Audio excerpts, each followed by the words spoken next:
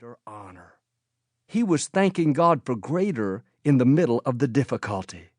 When you're in tough times, you can either talk about how big the problem is, or you can talk about how big your God is. You can be complaining about the trouble, or you can be thanking God that the trouble is only temporary. If you're going to see the greater, you have to do like David. In the middle of the suffering, start declaring that greater is coming. If the medical report doesn't look good, while you're taking the treatment, you need to say, Father, thank you that greater health is coming. Thank you that the number of my days you will fulfill. Thank you that I will run and not be weary. When you're fighting depression, anxiety, fear, don't sit around thinking about how you're never going to get better. In the middle of the battle, you need to say, Lord, thank you that greater joy is coming. Thank you that you're pushing back forces of darkness. When it seems like you're stuck in your career, your dream looks impossible, Father, thank you that greater favor is coming. Thank you that you're opening doors that no man can shut. Thank you that you're taking me where I can't go on my own. Your attitude in the suffering is what's going to determine whether you come out with greater or whether you get stuck where you are.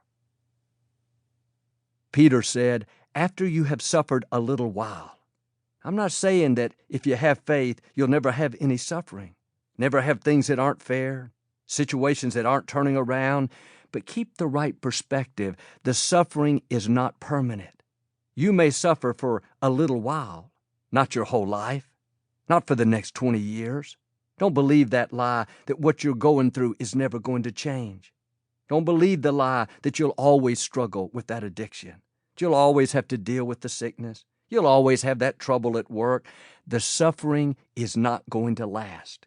It didn't come to stay. It came to pass. What God started in your life, He's going to finish.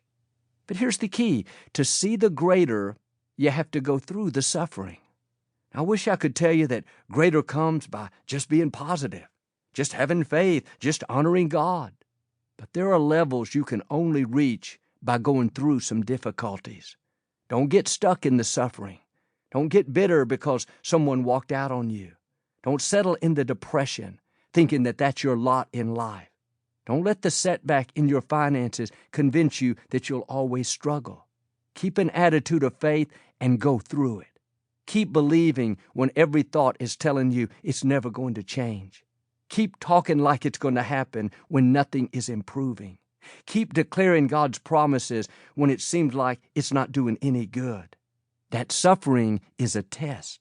It's an opportunity to show God that you're not going to get discouraged. You're not going to give up on your dreams. You're not going to lose your passion.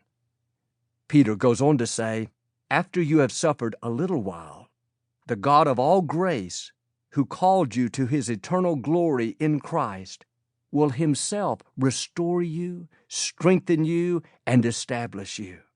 God has already called you to live a victorious life. He's already called you to overcome every obstacle. You've been handpicked by the Creator of the universe. The God who spoke worlds into existence chose you before you could choose Him. The forces that are trying to stop you are no match for the God who has already called you. Now do like David and go through the suffering with faith, knowing that your greater is coming. If you'll keep the right attitude, God Himself is going to restore you. That means He's not going to send the angels. He's not going to ask Gabriel to do it, but the Most High God is going to suddenly turn things around. He's going to suddenly heal, suddenly deliver, suddenly promote. When it's your time, you're not going to come out the same. You're going to come out better. You may have already passed this test. You've been doing the right thing, suffering with a smile, praising through the pain, worshiping instead of worrying, being good to people that aren't being good to you. Get ready. Greater is coming. God is about to do a new thing. Problems that look permanent are about to turn around.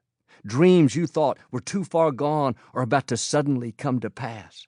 The right people, divine connections are about to show up. Greater influence is coming. Greater favor is coming. Greater honor is coming. The enemy thinks he's pulling you back to keep you there.